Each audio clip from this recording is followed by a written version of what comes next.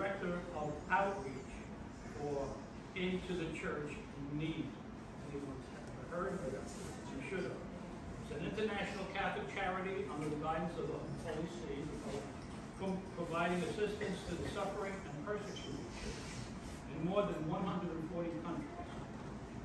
It's based in Brooklyn, believe it or not, right? And is one of the 23 international offices that annually contribute more than 150, that has to be $1 million, not $1 million funding earmarked to support the Catholic Church throughout the world in its pastoral mission to serve Christian faithful in their suffering. Now here's a little bit about Ed.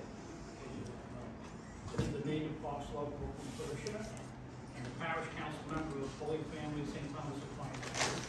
And he served in the Brooklyn Diocesan Pastoral Council from 2003 until 2011. From 2008 to 2012, it was a member of the Diocesan Planning Commission that helped Bishop DiMaggio direct the ship back after the financial crisis that threatened the diocese in 2008. He has been with the Aid to the Church in Need USA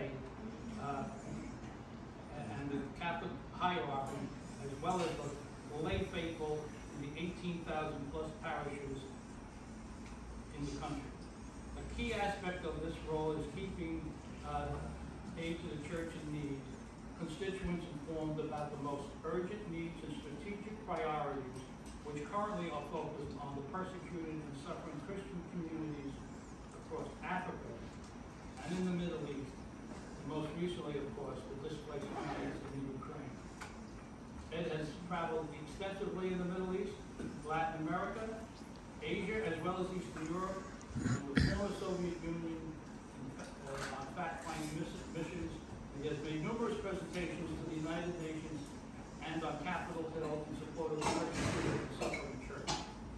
In 2016, Edward became a Knight of Magistral Grace, Order of the Glory. He and his wife, Rachel, am I pronouncing that right? Rachel, I'm sorry.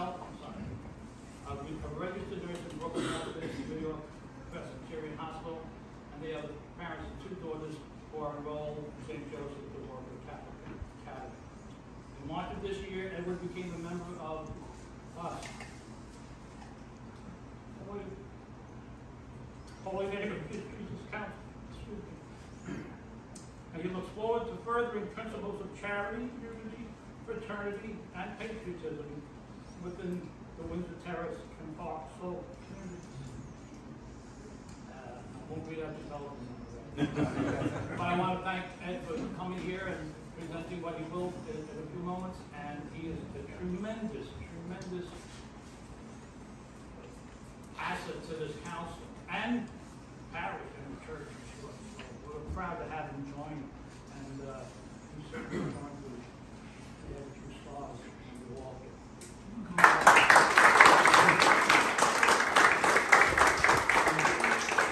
everyone here from there is a better over here, which is better. That's great. I think, yeah, because I'd like to be closer to the chalice. Thank you, Jim, for the introduction. District Deputy, Knights, friends, family, ladies and gentlemen, thank you for coming and giving me your time today. So I've been doing this for a number of years, and I talk often about what we do, and unfortunately the work that we do is to help people who are in really bad situations. In just about 1/3 of the world, being a Christian is a death mark. Doesn't mean they're going to come and get you in your house, but it does mean that your life will be shortened. So it is a difficult subject, but I point to the chalice as a symbol. This chalice was recovered in a church in Karakosh, a Syriac, a Syriac Catholic church. So for us, Latin church, the Roman Catholic Church, we oftentimes don't realize that there are many other rites of the church that exist outside of our sphere. And Syriacs are a smaller community in Iraq.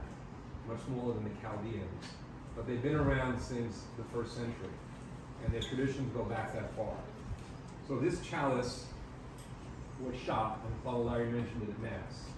And typical of the way bullets go in and out, they go in small and they come out big. They mushroom, and it's to do damage, but it's also because then they don't go other places. But when it hit the chalice, obviously it tore out the back. And this was recovered when a friend, a priest who has become a friend, Father Solar, was with the very first group in 2016 that went back to Iraq, into the cities of Nineveh. And he was in full battle gear, because they were going into an area that was free, but who knows how free it was. And one of the first things that Father Solar did was, he went to the top of his church, he pulled up the flag, he righted the cross, and he rang the bell. Because he was saying, we're still here. You came for us, you tried to destroy us, you didn't succeed, we're still here.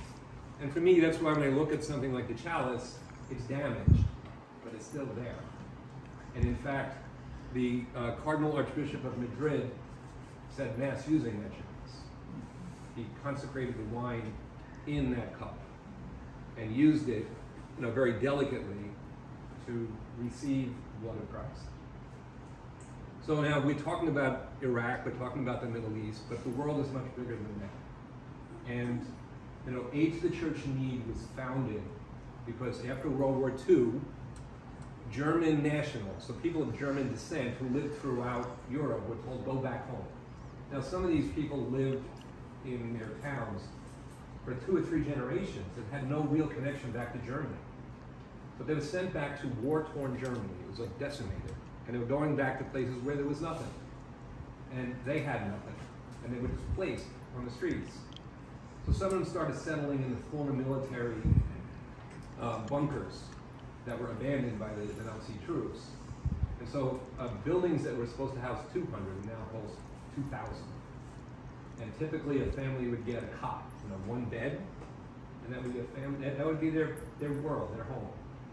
The parents would alternate sleeping on the top with the youngest children, and the other children would probably sleep alongside under the bed. And then every morning, early in the morning, the father would go out looking for money, something to get the family going, and the mother took care of the children, and they would group together and help to teach and all these different things. So Aid to the Church in Need was built responding to that. And now in Ukraine, something similar is happening, in that war is happening and people are displaced. So one of the things about working for Aid to the Church in Need is that we have been doing like the behind-the-scenes work for so long that we have relationships with so many countries. In fact, in Ukraine, which is predominantly Christian Orthodox country, but if you look at the history of Ukraine, Ukraine at one point had about 25%, maybe as many as 30% Catholics. But in 1947, Stalin outlawed Catholicism throughout all of the Soviet Union. And Ukraine was one of the places.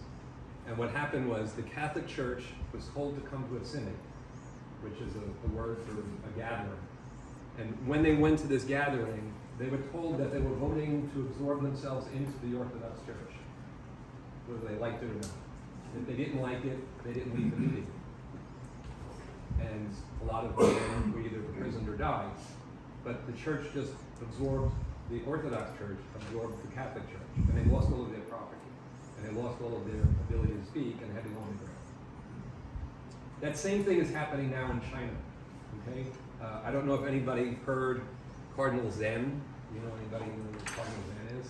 Cardinal Zen is a 90-year-old saint. I mean, I have met many incredible people in my work. And the 3 times I was in his company, I felt this man is a saint. Quiet, simple, solid as a rock, uncompromising, but clear. And he's not boastful or anything. He doesn't pick a fight. But if you fight him, he's not going to give up. And he's 90 years old, and the Chinese Communist Party put him in prison because he dared to help families who spoke out against what was going on in Hong Kong. He's a friend of Aid to the Church in Need. And that's the kind of work we do. And so, I mean, we can go all over the world. We can talk about many places. One of the places that I always focus on, because it gets covered over, is Africa. Another bit of news that's probably not being spoken of right now is what's going on in northern Africa and northern Nigeria. In northern Nigeria, a minority Christian area, they're being chased out of their homes by a mob because a group of young men were arrested for causing the ultimate sacrifice of a young woman a couple of days ago. And they were arrested, rightfully. And now the local imam decided it's time to attack or protest, is what he said, what that they mean. So that's the kind of thing that we do all the time. And it's a difficult world to exist in. I spoke at Mundaling, which is the Catholic, one of the largest Catholic seminaries in our country, with about 450 or so seminarians.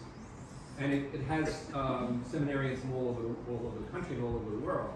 And if you know Father, well now Bishop Barron, who's now an auxiliary bishop of Los Angeles, he was the rector there. So I got to visit, and I was there with a bishop from Northern Arabia, Bishop Camilo Balin. Another little factoid that we don't know about. Did you know that there are more Catholics in Saudi Arabia than in 95% of the dioceses of the United States? There are 1.3 million Catholics in Saudi Arabia. And that's because after the first Iraq war, there was a decision in Saudi Arabia to disassociate themselves with essentially the Iranian-backed Muslims. So they lost all of the Christians from Palestine and from Lebanon. So who filled their place? It was Catholics from the Philippines, from India, and from other places in the Far East. Were going there for opportunity, but they brought their faith with them. And it's a place now, and Bishop Aline, who sadly passed away, another very holy man that I've met, he said he thinks that at least 10% of the population of Saudi Arabia would convert to Christianity if given the chance. Someone I know who worked in China for 28 years said there's at least 100 million underground Catholics in China. About 300 million underground Christians. And those people would literally become baptized within the first 5 years of allowing the church to exist. So again, you look at this chalice. They're beaten, they're hurt, they're damaged, but they endure. They don't give up. And I think it's also good to look at it from our point of view. I was, one of the things on my list of things that I've done in the last few years is I was on the Diocesan Pastoral Commission, a planning commission. And one of the hard things we had to do is I visited 30 parishes. And we had to go over their financial plans. We had to go over their evangelization plans. We had to go over their education plans if they had schools. And the bishop was saying, what should I do? He was asking us for advice. And we saw parishes fearful that when they shut us down, we're not going to be our church anymore. And it's tough. It's not an easy thing. I mean, we saw it in this neighborhood. I mean, even the school that my children go to is a conglomeration of two schools. I went to St. Thomas Aquinas Catholic School, in Park Slope. It's now a public school. And so we're facing it too in a different way. In 2014 was an incredibly busy year. 2014 started, busy in the sense of not good, but a lot of action against the church. At the very beginning of the year, there was a rise in attacks in parts of Nigeria. Then in April of 2014, 276 girls were kidnapped. I'm sure everybody here who's old enough will remember that. And there were signs, bring back our girls, the Chibok girls. Michelle Obama, Susan Sarandon, every celebrity was doing this for a month or two. Archbishop Ignatius Kaigama, who was a priest of the Diocese of Brooklyn for a short period of time, before he went back to Nigeria, and he was a good friend of the late Monsignor Brown. I don't know if any of you know Monsignor Brown. He was at St. Thomas Aquinas in Flatlands. They were friends because they were the same age and they went to seminary together when they studied in Rome together. So because of that, Archbishop Haigama came to visit our church, our office, and I had lunch with him. And we were sitting there talking, and he said to me, Ed, we know our enemy. We see our enemy. Our enemy is Boko Haram. Our enemy is ISIS. You don't see your enemy. It's much harder to fight here. That's why I pray for you. And this is right in the middle of the Shabbat verse. He was saying, he's praying for us. And that's the kind of stuff you say, it makes you think, right? We go through our lives, we don't see what's going on, but churches close down, schools close down, things are changing around us. But, like the chalice, there's endurance, there's continuance, there's the ability to grow. So, I'll tell you some like bright lights. In 1947, Joseph Stalin made the Catholic Church illegal in Ukraine. In 2022, right now today, there are 15 times the number of priests in Ukraine, Catholic priests in Ukraine, as there were in 1947 when the church was legal. Before the church was made illegal.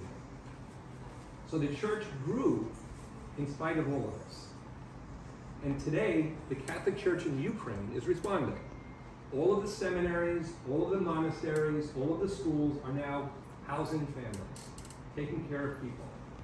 The seminarians of Ivano-Frankivsk, which is a seminary we support, Aid to the Church Needs Supports, has 380 families and something like 1,200 to 1,500 people living in buildings that essentially, like our founding, were built to hold a much lower number. And the seminarians can't go to school. But what are they doing? They're taking turns 1 week at a time, 30 at a time. They volunteer, they come in, and they help the people. They wash clothes, they clean the floors. They're taking care of the children, they're cooking meals. And so we get a request, you know what we really need? We don't need food. We don't need shoes. We need washing machines. We need a new oven. We need more refrigerators because of what we're doing now. And it's practical. And that's again how the church reacts. The church doesn't react with these grand, American Red Cross, $100 million campaigns that build a building. Good work, but they're practical. It's refrigerators, it's air conditioners, it's stoves and things like that, washing machines. Again, it's the real life, and that's what we've gone through. So that's one example of a positive. Another one, Iraq. We go back to Iraq. 130,000 Christians left their homes in Nineveh. Karakosh, which is where this chalice is found, was an 80% Christian city in the middle of Iraq. They left. When they came back, it was decimated. Aid to the Church in Need started a program to rebuild their homes and churches. And as God would have it, the Knights of Columbus became our partner. And we split up responsibilities for cities. We spent something in the order of $38 million rebuilding homes and businesses and things like that. But that money didn't come from my pockets at all. It came from donors. And we don't have major donors. We don't have corporations. We don't have big sponsors. We don't have Elon Musk writing $100 million checks or anything. It's $50 donations and $10 donations and $100 donations. But that's the church, and that's who we are. But now in Iraq, there is the Catholic University of Erbil, the very first building, institution with the word Catholic on it in the Middle East in over 280 years. And the only one that remains with the word Catholic in the Middle East. And that's because when the Christians resettled in Erbil, there was a need to educate them. The schools weren't accepting them. So we started our own. And that's resiliency. And another thing, I was talking about Sokoto. In Sokoto, which is a minority Christian area, Bishop Kuka has the best school system in Nigeria. Every year, his students, almost all who are Muslim, receive the top awards in the national testing competitions. They receive full scholarships to the major universities in Nigeria. Some of them go to Europe and the United States. And Bishop Cook is proud of that, because the role of the radical Islamic Church is to say, radical Islam is to alienate the church and to separate us and call us something we're not, enemies and demons. But if you're working together, if you're playing together, if you're living together, you can't lie. You can't say, this guy Anthony, he's no good. No, I know him. I've known him for 50 years. I know, his grandparents and his parents. You don't lie to him. He's a good guy. And that's what's happened.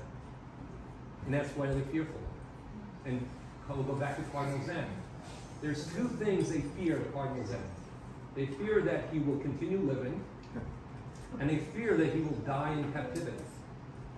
They don't want either of them. Because if he dies in captivity and becomes a martyr, he's going to blossom up more. Like Tertullian said back in the 1st century, the church is born in the blood of martyrs. But the question is for us, when are we going to be martyrs?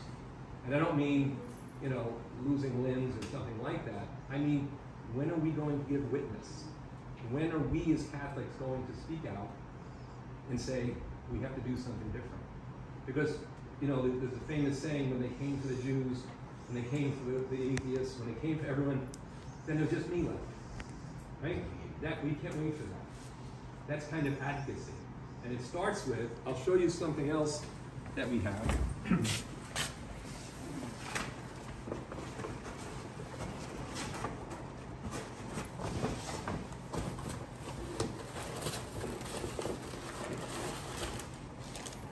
These rosary beads, as Jim was saying, these weapons, were given to us by an order of underground Chinese nuns who make them.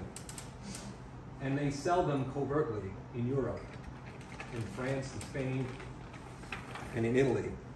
But they're handmade by these nuns who, if they get caught doing it, pay a severe price. But they do it. They do it while praying.